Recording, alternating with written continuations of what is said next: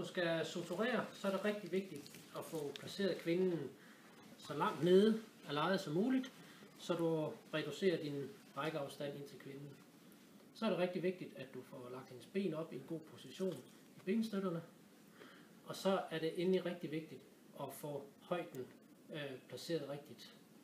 Og det vil sige, at du kan enten køre lejet op og ned, man kan kippe lejet en lille smule i Trendelenborg. Og det, der er vigtigt, det er, at man ikke kommer til at sidde og fælde fremover i nakken og ryggen i lang tid ad gangen.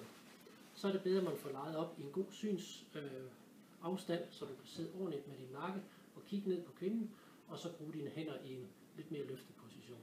Ja. Jeg tror, jeg ville have kørt lejet længere ned. Så vil du gerne have lejet lidt længere ned. Det kan man jo få faren til. Så kan vi lege en lille smule ned. Sådan der. Ja. Det tror jeg, det var bedre. Er det bedre? Ja.